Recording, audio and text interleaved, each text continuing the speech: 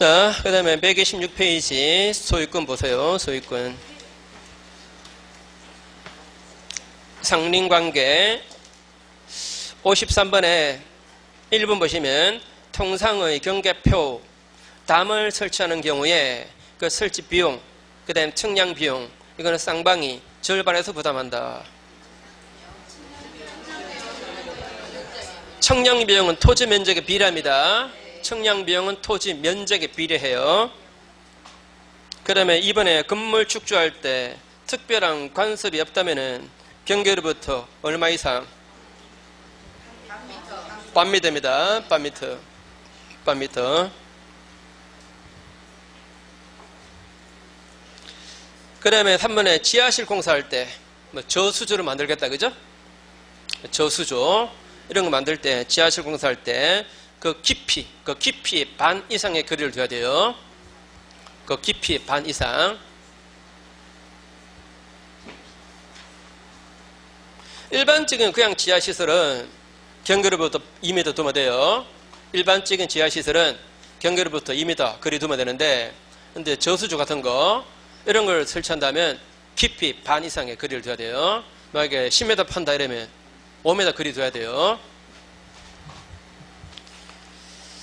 자, 그 다음에 4번에 인접지의 수목 뿌리가 경계선을 넘었습니다. 이때 소유자는 그 뿌리의 제거를 청구할 수 있다. 그죠? 만약에 나무 가지가 넘어왔다면, 그러면 제거하세요. 라고 청구 들어갑니다. 근데 수목 뿌리가 넘어오면 제거 청구 안 하고 그냥 임의로 제거하면 돼요.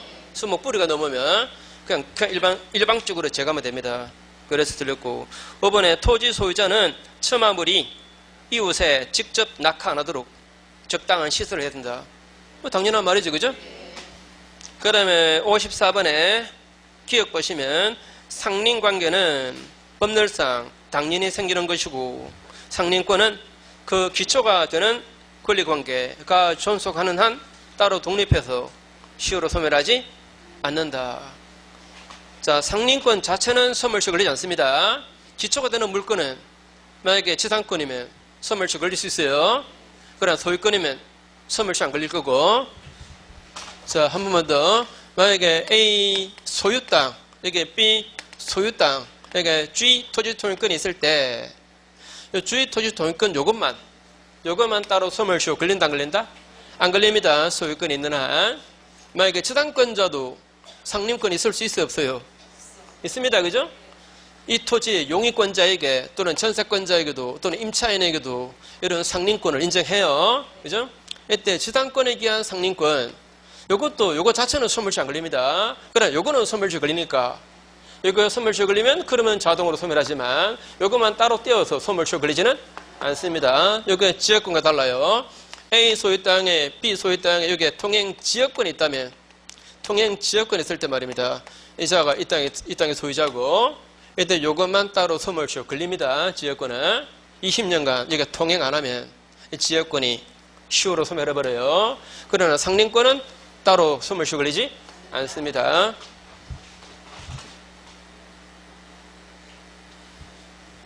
자, 그 다음에 니은에 지하시설할 때, 자, 일반적인 지하시설할 때 경계로부터 2m 이상의 거리를 둬야 되는데, 이게 강행 규정인가 임의 규정인가? 강행 규정입니까? 임의 규정입니까?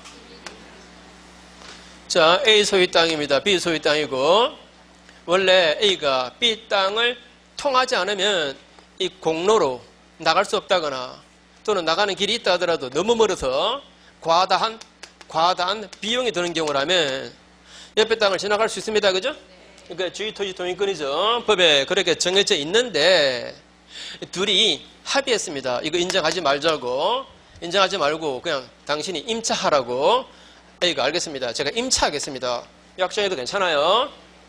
맞죠? 상린권은 서로 인접하고 있는 사람들 간의 문제지 제3자하고 관계 있어요, 없어요?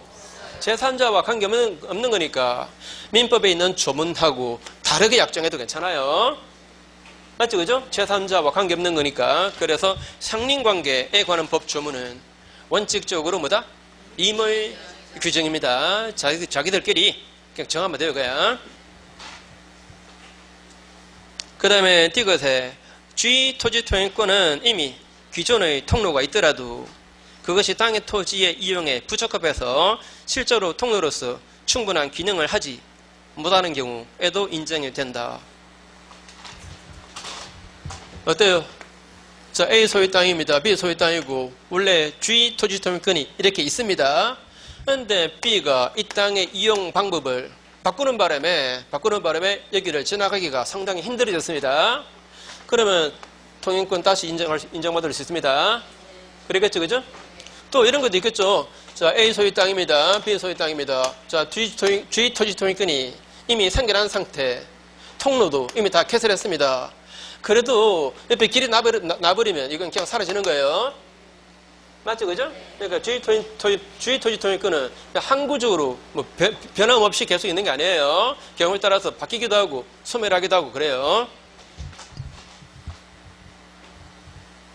그 다음에 리얼의 인지 소유자는 자기 비용으로 다음의 재료를 통상보다 이양한 것으로 할 수 있고 그 높이를 통상보다 높게 할 수 있고 또 방화, 벽, 기타 특수시설 할 수도 있다. 원래 담 쌓을 때, 자, A 땅, 그 다음에 B 땅, 벽에다가 담을 쌓을 때 말이죠. 비용 부담은 절반이죠? 비용 부담은 절반이에요. 근데 만약에 A가 이걸 특수한 시설을 하고 싶다면, 만약에 특수한 시설을 하고 싶다면, 하고 싶은 사람이 비용 부담해야 돼요. 그 얘기죠, 그죠? 그 다음에 미음의 토지 소유자와 인접하는 건물 소유자 간에는 상린관계 적용이 없다. 인접하고 있는 소유자 간에만 문제가 되는 게 아닙니다. 인접하고 있는 토지 이용권자 사이에도 인정될 수가 있습니다. 자, 토지 소유자와 이웃하는, 자, 이건 활자가 좀 이상하다. 건물 전세권자 이러면 좀 이상한데. 자, 토지로 바꾸세요. 토지 전세권자 이렇게. 물론 건물에도 상린관계가 뭐 적용 안 되지는 않습니다. 그것도 부동산이기 때문에 반드시 토지 국한되는 것은 아니에요. 그런데 토지 소유자와 건물 소유자 이러면 조금 생뚱맞지. 자, 여기는 A 토지 소유자, 여기는 이 토지 전세권자, 또는 이게 전세권자, 여기 소유자. 이런 경우도 상린관계가 인정될 수 있어요. 그죠? 그 다음에 B업의 갑이 경계로부터 반메타 이내에 건물을 축조해서 완성했습니다. 이때 인접지 소유자는 건물 소유자인 갑에게 법정 거리 그 내에 들어온 건물 부분에 대해서 변경 또는 철거 청구할 수 있다. 자, 만약에 A 땅이고 B 땅인데 경계부터 반메타 이내에 건물을 짓고 있다. 자, 이렇게 건물 짓고 있으면 B는 짓지 마라 또는 철거하라 요구할 수 있습니다. 근데 건축공사 시작한 지 몇 년 지나버리면 1년 지나버리면 안 돼요. 그때는 손해배상만 청구합니다. 철거 청구는 안 돼요. 또 1년 안 지나도 건물이 완공되어 버리면 이제는 안 돼요. 맞습니까? 다시 건축공사라면 건축공사 시작한 지 몇 년 지났다? 1년 지났다. 1년 안 지나도 건물이 이미 완공되어 버렸다. 이러면 손배 청구만 들어가지 철거하라 이런 얘기는 안 됩니다. 그죠? 자, 그 다음에 55번에 상린관계. 자, 틀린 것은 1번에 인접한 주거를 사용하고자 할 때 그 거주자 동의 없으면은 법원의 판결로 가름할 수가 있다. 그죠? 자, 이쪽 A 소유 땅입니다. 여기 B 소유 땅이고 A가 건축공사입니다. 건축공사를 위해서 꼭 이웃 토지를 사용을 해야 될 상황이에요. 그런데 이렇게 무슨 뭘 설치를 해야 될 상황입니다. 그러면 옆에 땅을 사용하게 해달라고 인지사용 청구를 할 수 있어요. 인지사용 청구하는데 이자가 거부하면 그러면 A는 소재개하면 됩니다. 소재개해서 판결 받아가지고 이 판결로서 이걸로서 B의 성낙에 가름해서 판결 집행으로 여기 들어가면 돼요. 근데 여기가 만약에 B의 주거다. B의 주거라면 그러면 거부하면 그걸로 끝입니다. 주거는 거부하면 이렇게 안 돼요. 이해하시겠죠? 주거 부분은 못 돌아. 이러면 그냥 못 돌아가는 거예요.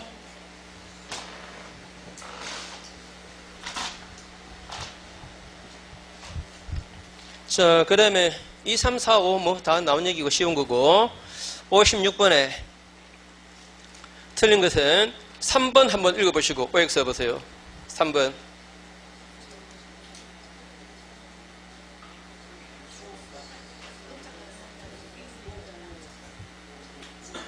자, 우리 주통권의 그 범위를 어떻게 공부했습니까? A 소유 땅, B 소유 땅. 자, 이제 주통권이 인정될 때 말입니다.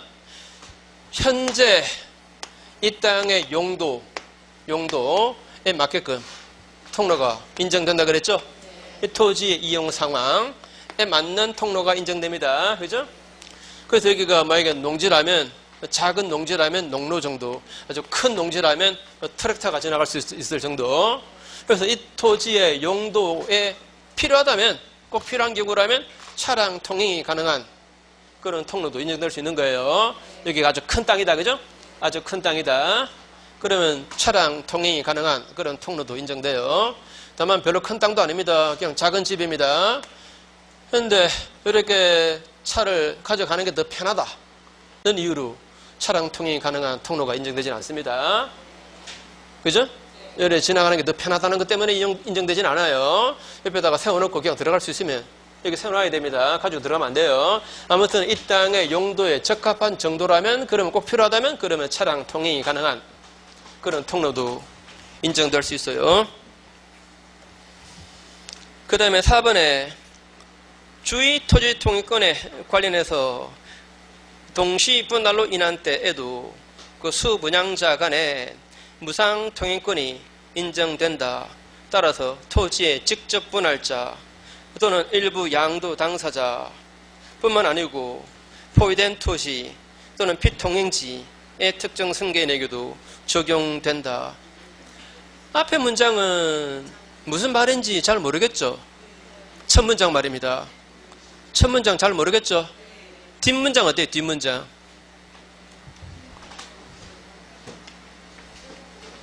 뒷문장만 보고 판단하세요.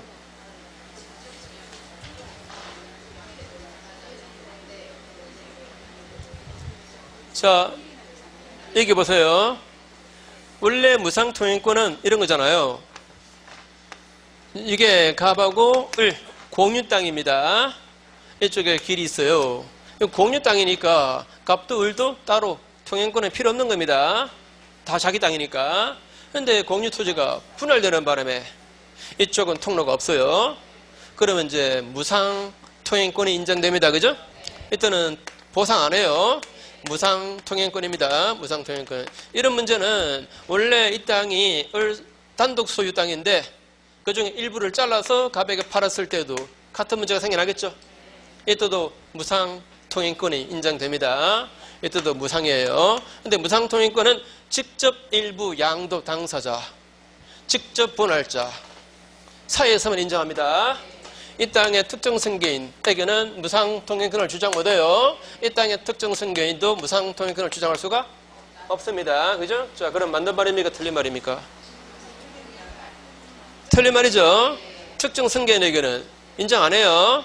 특정 승계인에게는 인정 안 합니다. 앞에 문장은 조금은 어설프게 쓰는데 뭐 이런 내용으로 쓴 것 같아요. 자, 갑에서가 가지고 있는 토지를 이걸 분할해서 분양했습니다. 이쪽에 큰 길이 있어요. 이렇게 있는데 분할해서 분양했다. 이건 A가, 이거는 B가 분양받았다. 이랬을 때 졸지에 이 땅을 분할받은 사람은 이게 통로가 없습니다. 그런 경우도 무상 통행권 인정해 줘야 된다. 이런 의미예요. 그런 뜻이죠, 그죠? 자, 토지를 분할해서 분양했을 때에도 이런 무상 통행권 문제가 생겨날 수 있다. 그 다음에 57번에 틀린 것은 1번 보시면 통행 또는 통로 개설로 인해서 통행지 소유자에게 손해 주었을 때 통행권자는 그 손해 보상해야 되고 통행권자가 손해 보상 안 하면 통행권이 소멸한다. 소멸 안 하고 그냥 채무 불이행 문제, 그죠? 연체이자 물면 돼요. 연체자 물면 되지 통행권 자체가 소멸하지는 않습니다. 자, 손해보상 안 해도 통행권이 소멸하지는 않고 그냥 연체이자 물면 됩니다. 그 다음에 3번 보시면 3번 주의 토지 통행권은 장래의 상황을 고려해서 인정되는 것은 아니다. 맞습니까? 지금 현재 용도, 그죠? 지금 현재 용도에 적합한 정도만 인정해요. 그 다음에 4번에 통행권자가 보상해야 할 그 손해액은 주의 토지 통행권이 인정되는 당시의 현실적 이용 상태에 따른 통행지의 임료 상당액, 이걸 기준으로 한다. 무슨 말이에요? 자, 이렇게 A 땅, 그 다음에 B 땅입니다. 이제 통행권이 인정돼요. 통행권이 인정됩니다. 그럼 이제 손해보상을 해줘야 되잖아요. 그죠? 손해보상액은 이 땅을 마치 임차한 것처럼 차임상당액이 바로 손해보상액입니다. 그러겠죠, 그죠? 차임상당액이 손해보상액인데, 그런데 통행권이 생겨날 때 그 당시 이 땅의 모양새, 이 땅의 현황에 따른 차임이지. 여기가 이제 통행권이 인정되고 통로 개설하고 이러면 이제 좋은 땅이 되잖아요. 그죠? 매끈한 땅이 될 거 아닙니까? 그걸 기준으로 보상액이 결정된다? 다시 통행권이 생겨나서 통로 개설하고 이제 왔다 갔다 하면은 여기가 땅이 좋아지잖아요. 그전에 그 임의 상태인데 사람이 다니니까 이제 깨끗하게 되었잖아요. 그죠? 그럼 그 상태를 기준으로 차임이 결정되는 거다? 아니고 원래 생겨날 당시의 토지의 모양새에 따른 통행료, 그죠? 그거다 이 말입니다.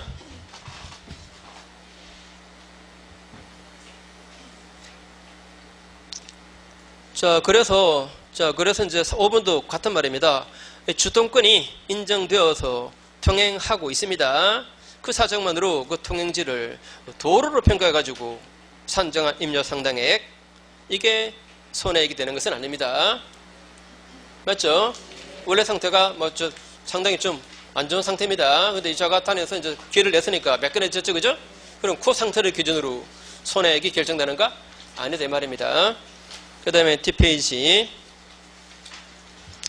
상린관계에 관한 설명으로 틀린 것은 1번의 용수권의 성계에 관해서 다른 관습이 있다면 그 관습에 따른다. 자, 가끔 말입니다. 가끔 우리 시험에 이 상린관계에서 다음 중 다른 관습이 있는 경우에는 그 관습이 우선하는 그런 상린관계가 아닌 것은, 긴 것은 이렇게 가끔 나와요. 자, 관습이 우선하는 경우도 있죠, 그죠?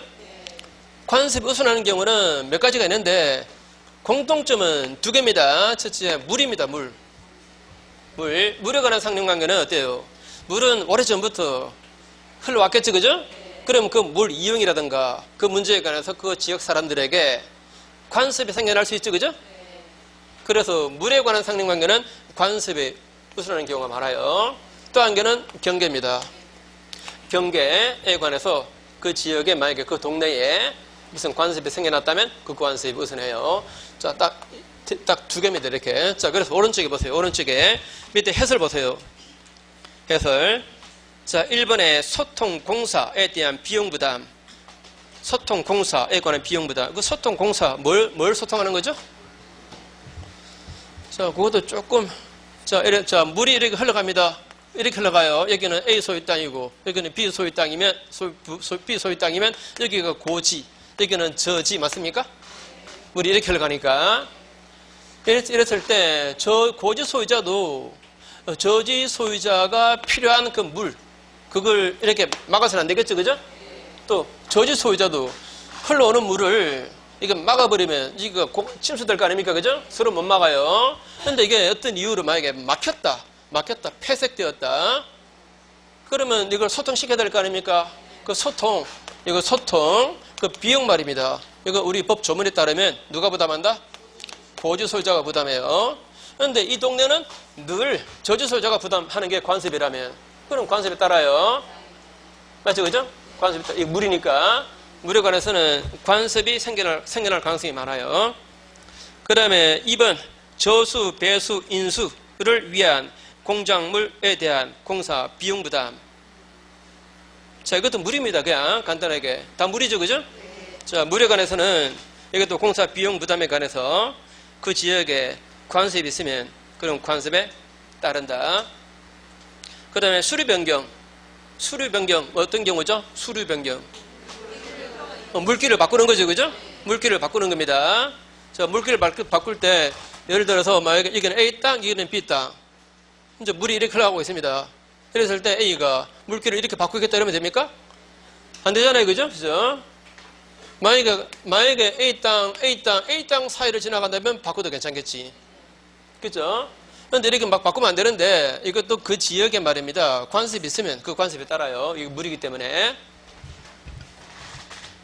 그 다음에 4번의 용수권. 이 용수권은 자, 이렇게 법조문에 나와요. 공유 하천 용수권이에요. 공유 하천 용수권. 이 공자 보세요. 이 공자 아니에요. 그러니까 사유 아니고 그죠? 공유. 그 말이죠. 그죠? 사유 말고 공유. 자, 보면은 뭐 요즘은 이런 거 잘 못 보지만 자, 논이 막 이렇게 막 있습니다. 있는데 물이 이렇게 흘러가고 있습니다. 이렇게 여러 논을 거쳐서 이렇게 흘러가요. 그러면 이 물 사용을 주변 사람들이 논 소유자들이 물을 끌어 쓰겠죠. 그죠? 끌어 쓰겠죠. 이랬을 때 물론 이제 가장 기본적인 내용은 물을 끌어 쓰더라도 미세로 고갈시키면 안 돼요. 여기서 막 대형 수를 만들어 가지고 다 끌어당겨 내리면 안 될 거 아닙니까? 그죠? 또 만약에 물길을 끌어당기는 수로를 설치했다. 그럴 수 있겠죠. 그죠? 이랬을 때 이 사람의 수로에 관련된 권리, 이런 권리는 이 땅을 사는 사람 승계내게도 권리 의무가 이게 이쪽으로 승계됩니다. 그죠? 수로에 관한 권리 말입니다. 이 사람에게 승계돼요.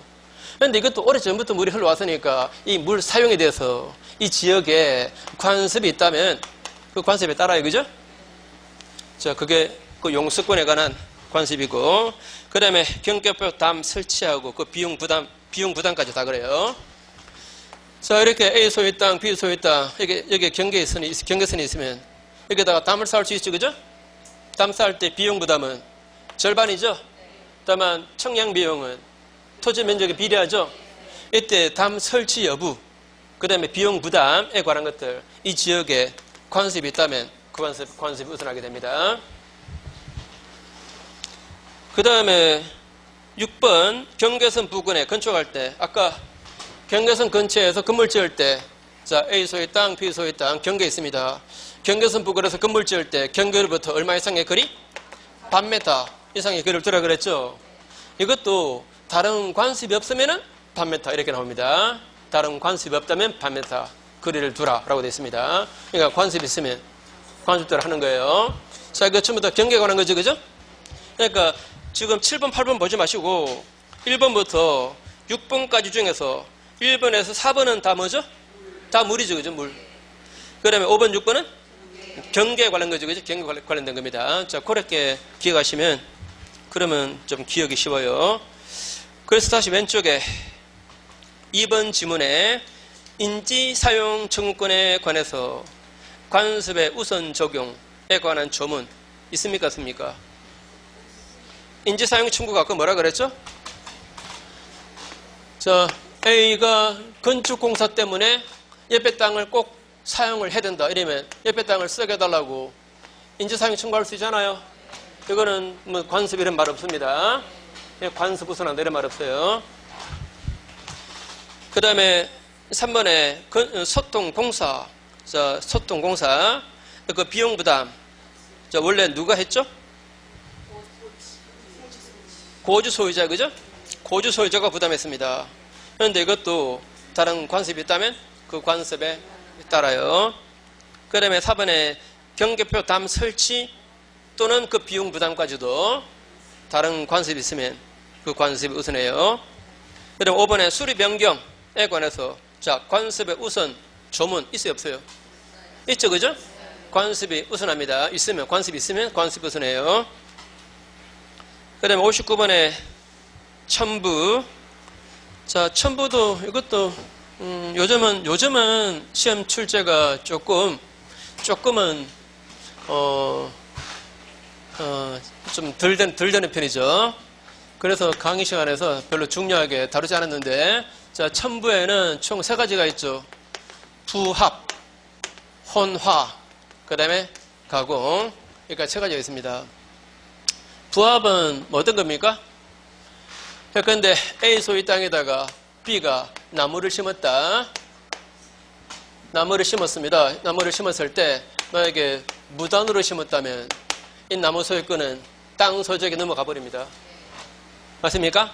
땅 소유자에게 넘어가고, 다만 A에게 이득이 생긴 범위 내에서 이 사람에게 나무값 달라 청구할 수 있습니다. 다음에 이자한테 이득이 생긴 범위 내에서만 할 수 있어요. 이해되겠죠? 자, 무단으로 심었다면 나무 소유권이 어떻게 된다? 땅 소유자에게 넘어가요. 이렇게 부동산과 동산이 붙어버리면 언제나 동산 소유권이 부동산 소유자에게 넘어가 버립니다. 됐죠? 근데 이 사람이 만약에 주당권을 가지고 나무 심었다면, 자, 권한을 가지고 한 거예요. 이러면 부합돼요? 부합 안 돼요? 안 돼요. 여전히 나무는 B 소유입니다. 그죠? 자, 다시 부동산과 동산이 붙어버리면 동산 소유권이 부동산 소유자에게 넘어가 버립니다. 근데 권한을 가지고 부속시키면 그때는 부합 안 돼요. 여전히 B 겁니다. 맞죠? 그죠? 그 다음에 동산하고 동산이 붙었다. A 소유 동산과 B 소유 동산이 붙었습니다. 이게 뗄 수 없다거나 또는 떼는데 과단, 비용이 든다면 전체 합성물은 A가 소유합니다. A가 소유해요. 다만 B는 A에게 생긴 이득 그 범위 한도에서 이 동산값을 달라 청구할 수 있습니다. 이해하시겠죠? 그죠? 이 사람에게 이득이 생긴 범위 내에서만 이 동산값을 달라 할 수 있고, 또 한 가지 만약에 이 동산에 C에 질권이나 임차권이 있었을 때 요거 어떻게 되겠는가? 자, 붙었습니다. 붙었고 이 전체 합성물은 A가 소유하게 되었어요. 그러면 소멸하는 이 동산, 이 작은 동산에 있던 권리들 이거 다 소멸해버립니다. 그거는 소멸해버리고 C는 B한테 소멸 청구한다거나 이렇게 해야 돼요. 요거는 소멸할 수밖에 달리 무슨 방법이 없습니다. 그런데 저 동산과 동산이 붙었는데 이거는 큰데 10만원, 요거는 작지만 11만원 짜리 자르면 요거는 주, 종의 구분이 안 되죠. 그죠? 주, 종의 구분이 안 되면 전체 합성물은 합성 당시 이카액의 비율로 공유합니다. 어느 시점에? 합성 당시, 그 당시 가액의 비율로 공유하게 됩니다. 그죠? 자, 이런 얘기 나오는데, 한 가지만 더. 자, 보세요. A 소유 건물입니다. B가 임차인으로서, 만약에 임대인의 동의 받아가지고, 여기를, 이 부분 요만큼 청축했습니다. 청축했다. 이랬을 때, 자, 원칙은 요 청축 부분이 B 소유일까, A 소유일까? 지금 부동산에 동산이 붙어버렸죠, 그죠? 이랬을 때, 여기 누구 소유가 될까? 만약에 이 부분이 독립성이 있다면 말입니다. 독립성이 있다면, 그러면 권한을 가지고 있으니까, 부합이 안 돼요. 부합이 안 되고, 이 부분은 B 소유입니다. B 소유가 되니까 결국은 구분 소유가 성립하겠죠, 그죠? 그 다음에 독립성이 만약에 없다면은 권한을 가지고 했지만, 독립성이 없으면은, 즉, 기존 건물에 완전 구성 부분돼 버리면, 일단은 부합이 안 될 수가 없는 겁니다. 맞죠? 네?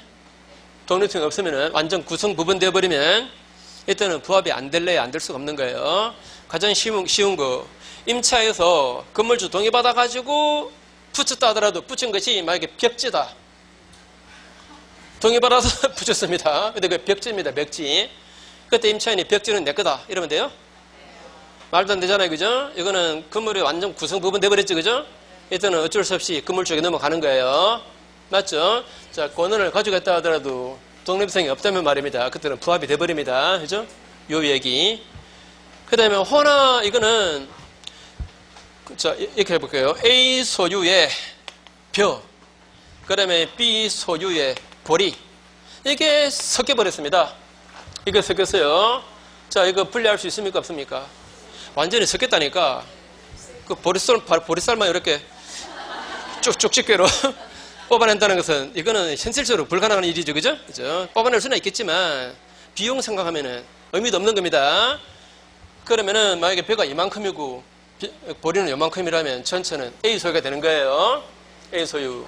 그다음 이 사람에게 생긴 이득 범위 내에서 보리값 달라라고 청구할 수가 있는 거고. 요건데 이 호나 이거는 동상 간의 그 부합의 법리에 따라요. 그죠? 맞죠? 동상 간의 부합의 법리에 따라서 결정됩니다. 그 다음에 가공. 자, 가공은 가장 대표적인 예가 뭐가 있습니까? 예컨대 A라는 사람이 자기가 양복 기지를 가지고 양복점 주인 B한테 맡겨서 양복을 만들었습니다. 자, 다시 양복 기지를 자기가 가져가서 만든 거예요. 그 만들어진 양복은 양복점 주인 겁니까? 기지 가져간 사람 겁니까? 아니, 내가 양복 기지가 있어요. 자, 영국 갔다 온 친척한테 선물 받은 양복 기지입니다. 양복 기지 가져가서 양복점에서 양복 만든 거예요. 그럼 만들어진 양복 누구 겁니까? 내 거. 내 거. 아무거나 다 내 거. 내 거 맞아요. 내 겁니다. 자, 원재료 소유자, 그죠? 원칙은 가공물은 원칙은 누구 거다? 원재료 소유자. 원재료 소유자. 그 사람의 것입니다. 그죠? 그 사람의 것인데, 근데 그 양복점 주인이 앙드레 김입니다. 앙드레 김한테 맡기면은 이거는 10만원짜리 기지가 500만원 돼버립니다. 이렇게 현저하게 가액이 다익이 돼버리면 그건 가공자 소유예요. 맞죠? 그죠? 자, 현저하게 다익이 돼버렸다. 이러면 가공자의 것이 됩니다. 그죠? 가공자의 소유가 돼요. 그 다음에, 이 부합 이거는 부동산과 동산이 붙었을 때, 또 동산과 동산이 붙었을 때, 법 조문은 이렇게 나와요. 부동산에 동산이 붙으면 동산 소유권이 부동산 소유자에게 넘어가죠. 그죠? 물론 예외도 있지만 동산과 동산이 붙으면 원칙적으로 주된 동산의 소유자가 같습니다. 다만 주, 종의 구분이 안 되면 부합 당시의 가액의 비율로 뭐한다? 공유한다. 그런데 부동산에 붙을 수도 있는가? 부동산에 붙었다. A 소유 건물입니다. 옆에 덧붙여 건물 짓는데 붙어버렸어요. 이런 경우도 생겨날 수 있겠죠. 그죠? 이렇게 부동산과 부동산의 부합도 생겨날 수가 있다는 것도 기억하시고. 자, 그래서 한번 쭉 볼게요. 쭉 보기는 시간이 그렇다. 잠깐 하면 쉬세요.